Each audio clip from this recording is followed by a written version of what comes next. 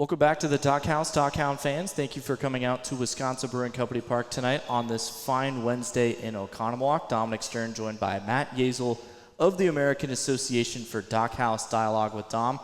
Matt, thank you for joining me, and thank you for representing the league tonight. Of course. Thanks for the invite. Happy to be here. And Matt, you have a very unique role with the league. That's the way that you talk about it with all the broadcasters. It's an awesome opportunity for you to get some broadcasting in while also diversifying your portfolio as we talk about. But from a league-wide perspective, you get to watch all the games, help out on the social media aspect, and then be able to contribute with a daily recap of the American Association. How cool is the role that you have with our league? Yeah, it's certainly, a remote job in sports is very rare, and to be able to kind of put a spotlight on every game across our 12 markets. Every night there's something new and exciting to talk about and a different storyline being built. So certainly a very exciting and unique role. I knew that coming into it, and it's gotten even better since just learning more about the league and the talent that's in this league. Each and every night there's something new to put a spotlight on, and that's ultimately my goal. And as a broadcaster, was there anything that you had done prior to joining the American Association that had any relation to the type of content that you've made with the league that allowed you to be successful in your role? Sure. So a big part of my application I did was stuff I did in college at Marquette, working in student media. I kind of got to dip my toes in a lot of different things at Marquette, including a student-produced TV show we did. I was very lucky. Right when I came into Marquette, they recently renovated their newsroom space and built a radio studio, a television studio, and all state-of-the-art equipment that some local news stations would love to have. So we were very lucky, and I started to go on that show every week and kind of get some experience in front of a camera, in front of a green screen, which was not something that came natural to me going into college. So that was a very valuable experience. It showed me that I was able to do that.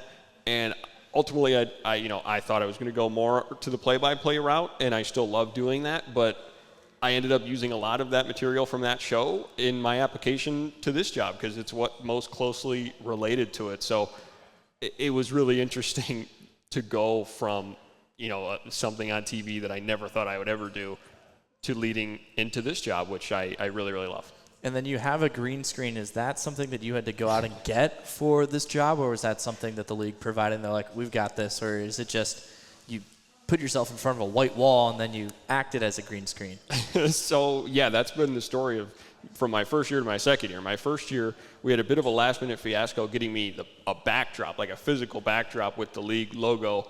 Had to figure that out right before opening day, and we worked it out. But then Chad Ekron came on with the league, and he really worked with me to improve our setup and make everything look a lot better graphically, and I think we really achieved that last year, and that included shipping me a green screen. So luckily it was shipped right to me. I didn't have to go find it somewhere, but it is still sitting in my guest room / office in my apartment, and yeah, it's really nice. It just drags up and down, so I get to make a little makeshift studio in my Milwaukee apartment. Yeah, that's absolutely awesome. And in any role, especially broadcasting, you're going to find your voice, find your footing, and just kind of thrive once you get used to the job and you get practice. But with your unique role broadcasting in the American Association, it's been fun because we see it every single day. It's not like me and play-by-play where everyone has to go find our old games and they have to have a subscription to do that, or go find these 30-second or even 10-second highlights on social media. But your product is available for all of our fans on social media each and every day, and it's been fun to see you get more comfortable, or seemingly get more comfortable, and I think it's been a lot better as the last 2 years have gone on, and I'm sure you would agree. But how are you able to get comfortable in the role with the league so that you can improve upon yourself? Sure. I appreciate the compliments, and I think it did take some time to get comfortable. I did not come in with a wealth of knowledge of the American Association in particular, or partner league baseball. I had some experience, in summer collegiate ball and in other areas, but I had to learn a lot about the league and the players in this league. But very quickly, again, you start to kind of develop storylines throughout a season, and that's ultimately what, when I talk with Commissioner Josh Schaub and the others with the league, that's what they want me to focus on, is building those storylines for certain players that excel throughout the season, and while also telling the story of each game that happens, which is going to be unique every night. It's not something you can necessarily prepare for. It's just you have to take what you're seeing and ultimately relay what was most important to the fans. And I think I've kind of nailed down how to do that, but it's still something I need to work with every night. No night is the same, and there's something new to talk about every night. But then some weeks, Josh Altman will hit 6 home runs for the DockHounds, or Ryan Hernandez will hit 3 home runs in a game, and it's like, okay, yeah, he's going to be the story this week. So that it makes it easier as the season goes on. Yeah, our bats have certainly made it easier, especially in the latter half of our 2 seasons, or the last 2 seasons for me, of creating those stories and creating a lot of excitement. But for you, is it that you're watching games, or you're going back and watching them after they've happened, or are you looking at box scores? Just how are you able to figure out what you want to include on a nightly basis so that way you can put together the whip around? Last season, I think the biggest development in my production of the show was our social media. I think the league does a great job social media wise in posting highlights, very similar to how the Major League Baseball account tweets highlights throughout the night.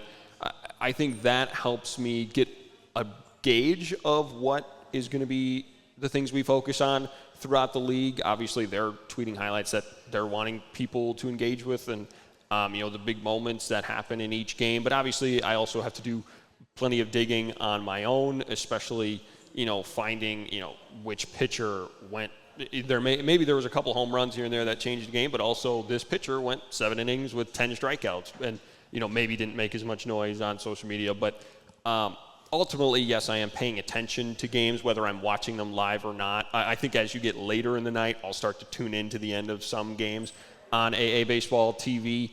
But otherwise, I'm looking through social media, I'm looking through box scores, and ultimately deciding what moments kind of changed the game here and there. And what's really cool about the American Association is that all of our games are free to watch live on aabaseball.tv. How cool is it for you to be a part of a broadcasting league that does that?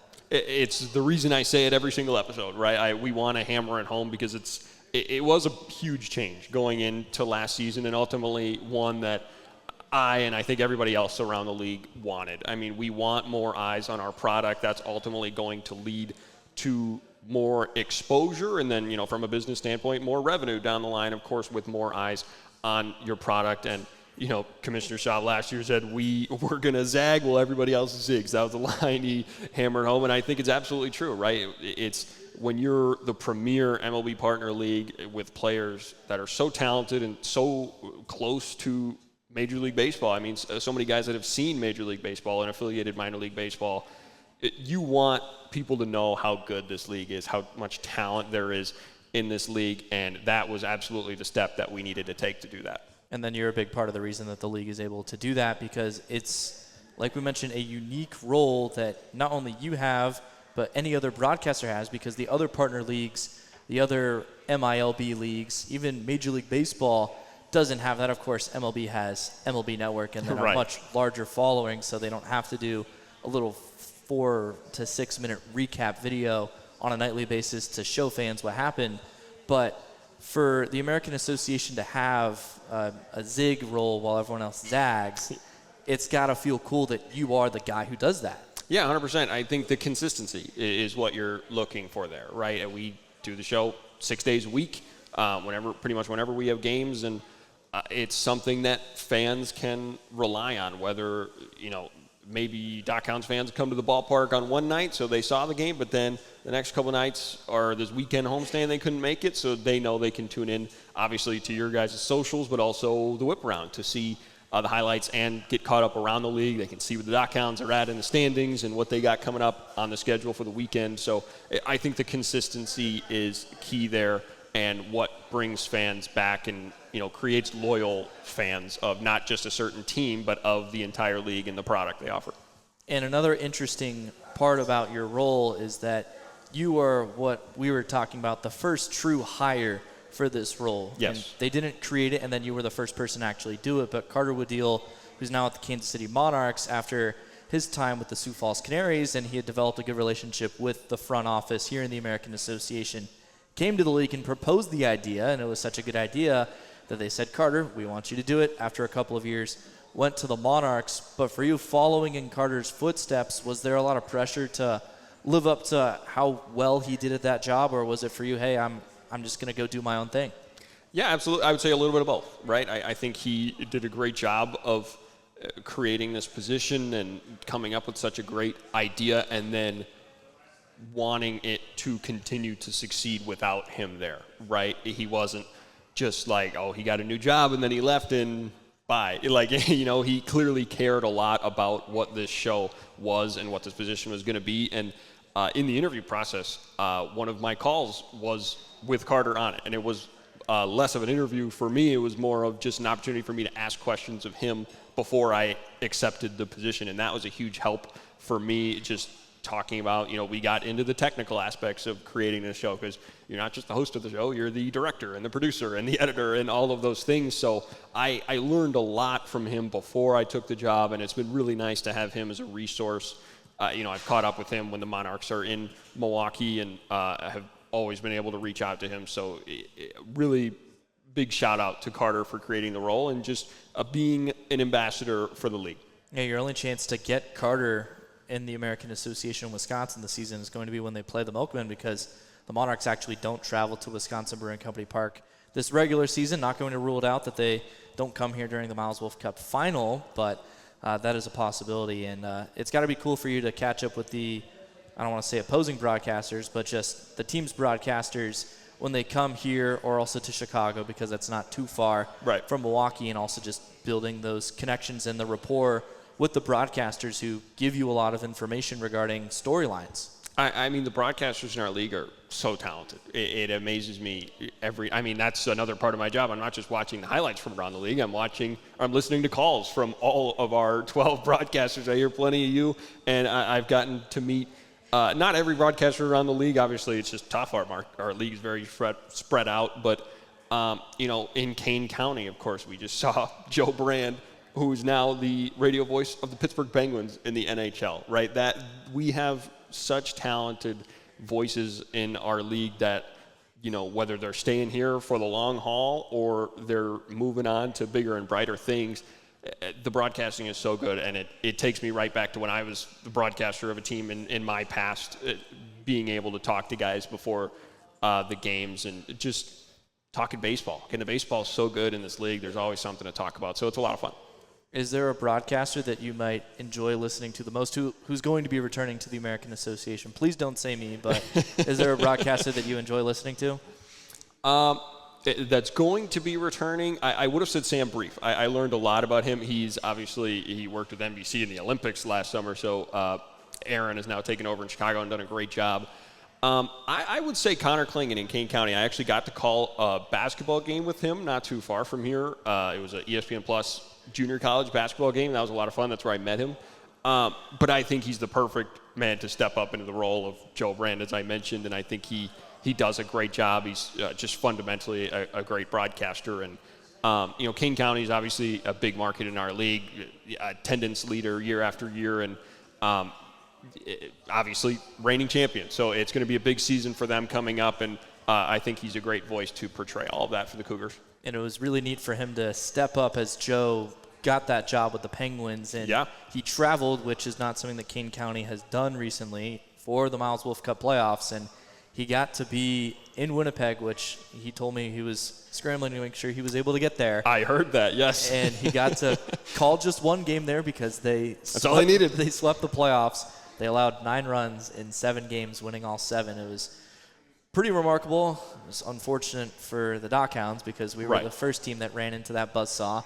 And just watching them play all season, they were a very talented team that kind of treaded water for a little bit, but they got off to a great enough start that they were able to do that. And then the last month of the season, when they weren't playing the Lake Country DockHounds, who were the best team in the regular season the last month here in the American Association, they were really good. And then they just carried it right over into the playoffs. And I'm sure it was really fun because during the playoffs, you have to not juggle too many balls per se. Right. There's a finite amount of games. absolutely you can focus. For playoffs, it's more, I'm not downloading like individual clips of highlights that I see on social media. I'm just going right for the full game and cutting it up and finding everything that I can, particularly in the Miles Wolf Cup finals. You can really focus on things like key defensive plays that might not be talked about in the box score.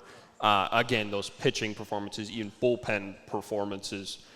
I remember there was a Red Hawks pitcher who came out of the bullpen in Winnipeg. Obviously, Fargo-Moorhead gave Winnipeg a run for their money in the Western Division final, but there was a pitcher from Moorhead, Minnesota, who came out of the bullpen in Winnipeg and got 6 strikeouts, and it was a huge part of that game, but ultimately, would not have been the story of that game if I had not had the time to talk about that. So I really, really enjoy the playoffs, and like you're saying with Kane County, all you got to do is get in, and then anything can happen, right? Especially, with the DockHounds, how good they were at the end of last season, the lineup they had. Anything could have happened. I don't think anybody would have been shocked if the DockHounds won it all last year with that team that they had, and certainly building excitement for the future. Right. I kind of scripted out here, and the DockHounds were one of the last things I put on here, but I guess you kind of gave me the segue so we can talk about it. But the Lake Country DockHounds being the newest team to the American Association, what has it been like for you, obviously joining the league recently as well, to see the product that the DockHounds have here, not in your hometown, but kind of in between your 2 hometowns? Yes. Yeah, so, I'm from Madison. This is basically the halfway point for me from Milwaukee and Madison. It's been awesome to see. I come in here after your inaugural season, and just to see the progress that has been made so quickly is really, really encouraging just for baseball in Wisconsin. And I think this is an area that maybe not well known nationally, but I think certainly locally, we know that the people love their sports here and love their baseball here, and this community clearly has quickly responded to this team and what they're doing. And obviously, the product last year being a really fun team that could score a lot of runs helps, but just talking about everything you guys are doing off the field, just that we're sitting here right now. I mean, clearly the organization has quickly become a quality organization that is for this community here in Lake Country, and it's really encouraging to see, and I look forward to see kind of the numbers and coming here for some sold-out games this season. We have a lot more on the way this upcoming season that will be announced soon. We're going to be announcing our opening weekend promotions this upcoming week as we get closer to the 75-day mark until our opening day, which is on May 16th, of course. I saw you got a countdown out there. That's exciting. We do, and that's going to be running for the entirety until opening day. So if you're driving on I-94 from Madison to Milwaukee, you'll be able to see it peeking through behind our batter's eye. So hopefully that's going to catch some eyes of some additional fans as well. But something that the DockHounds have really thrived upon was what they got before the DockHounds played. And we talked with Lisa Kelnick on the most recent DockHaus Dialogue with Dom episode, and Lisa was talking about the numbers. It's on YouTube, so if you're watching on YouTube, thanks. Go watch that one. If you're here and you missed that one, you can go watch it on YouTube, and then Matt's, of course, will be posted on there as well. But the amount of the community that bought in before the DockHounds played a game was truly remarkable, and you kind of need that when you're going into a market that doesn't have any professional sports. Waukesha County's only professional sports team. And what do you think it's cool about a smaller community having a team like Oconomowoc that's the smallest city in the American Association?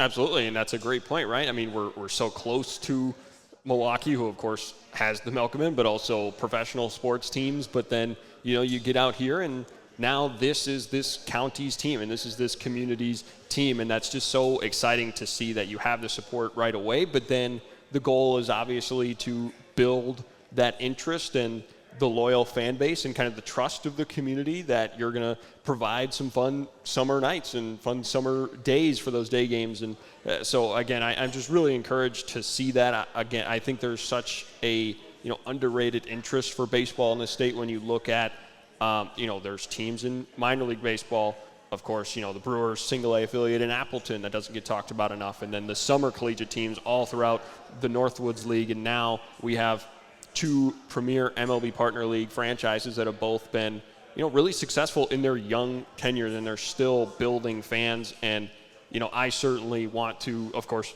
working for the entire league, but of course living here, I want to be a part of amplifying that and bringing fans out to the ballpark. We appreciate you doing that. And you've been to a couple of games as a fan over the last 2 years here in Oconomowoc. What has stood out to you about DockHounds games and Wisconsin Brewing Company Park? It's certainly a unique ballpark. The ball flies depending on the day.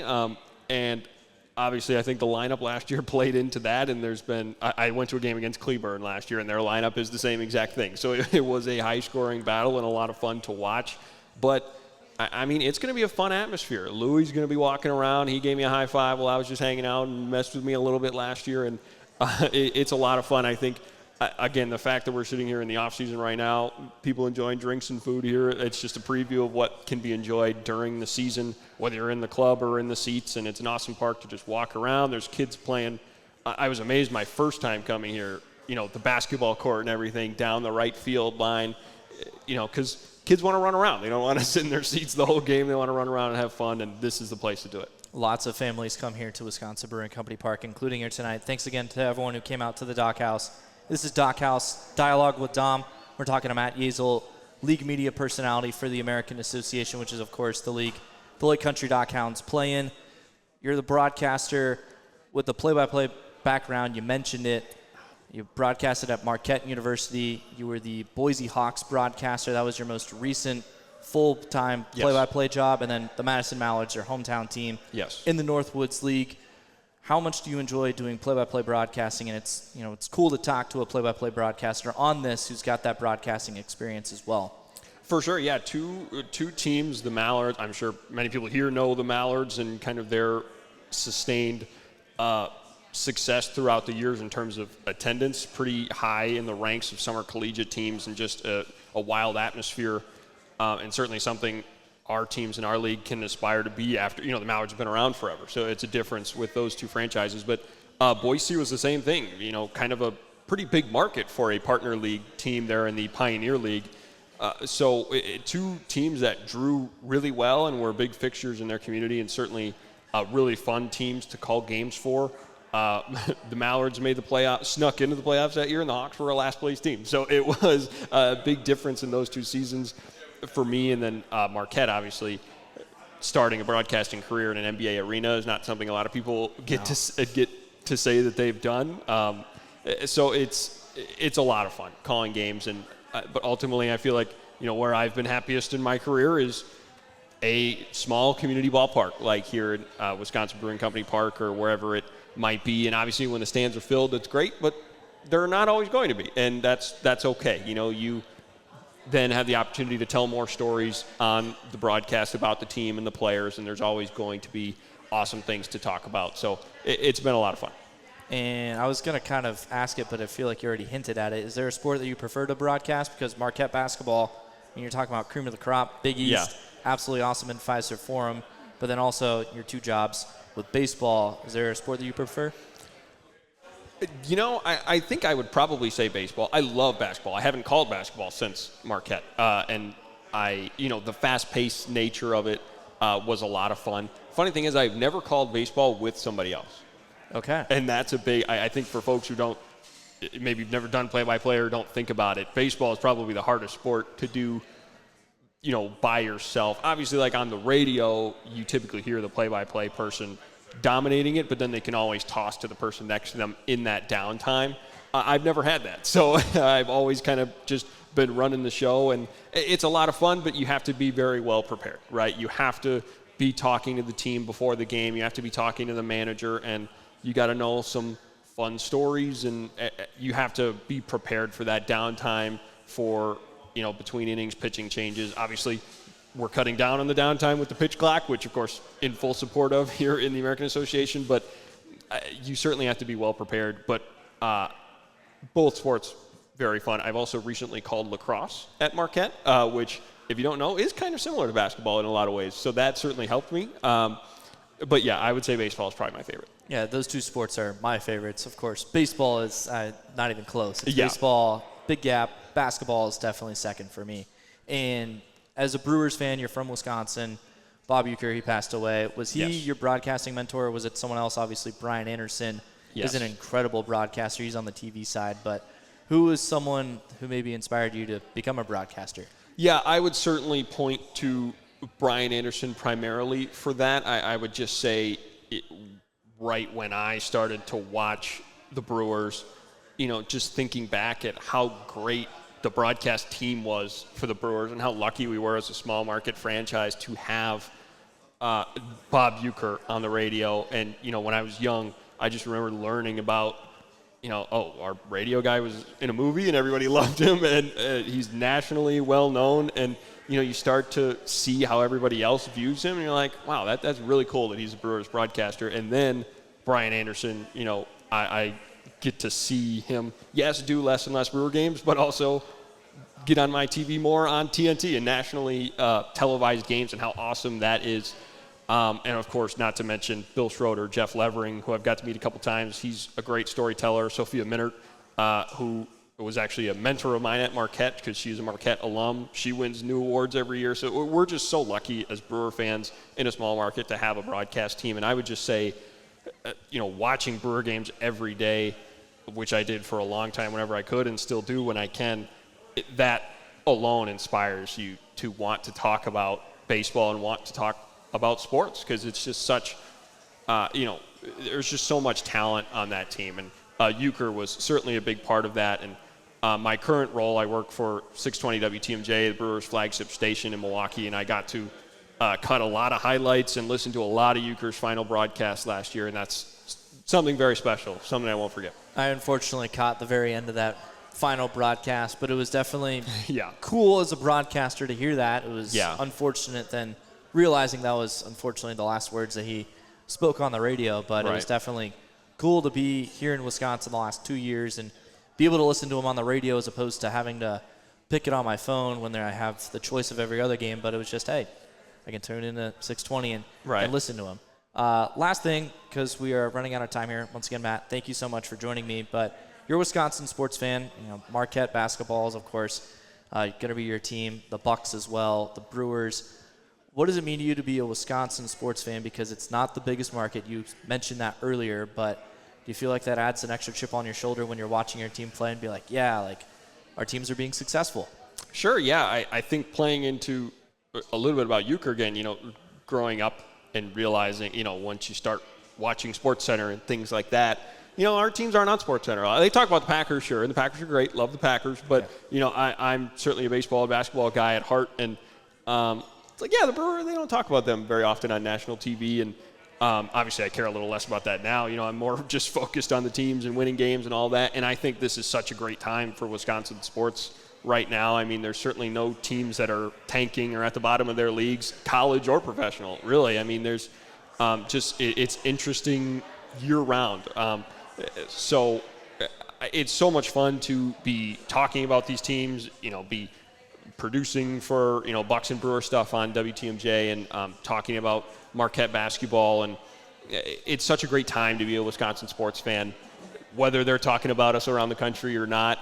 Certainly there is a chip on the shoulder there, and it makes it a lot of fun. But when you have an NBA team that has two absolute superstars, they're going to talk about you a little more, but there's always that feeling that they don't want you to win, right?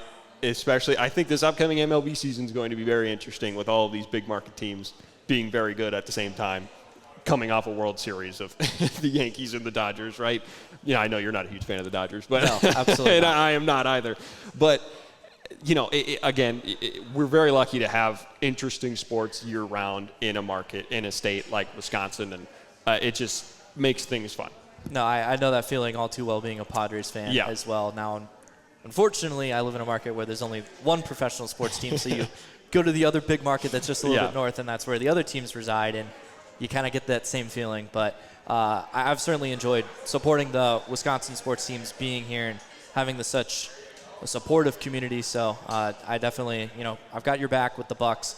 I've enjoyed going to some Marquette games as well. Haven't made it out to a Badgers game, so maybe that's next on my bucket list. But definitely have supported those teams, and I hope for the best for you in that aspect as well. There we go. Matt, thank you so much for joining me. Just some couple programming notes. We got trivia coming up next, and then future guests, we got Jack Jennings coming on next week for the DockHaus Dialogue with Tom. He helps Tom form the baseball team here with the Lake Country DockHounds, so very excited to talk about last year's team and also this upcoming year's team with him.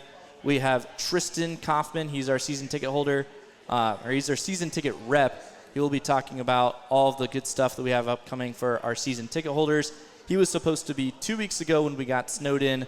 We've pushed him back to 2 weeks from now. And then March 19th, Paul Wagner, DockHounds pitching coach, local pitching coach as well, former MLB pitcher, including for the Milwaukee Brewers.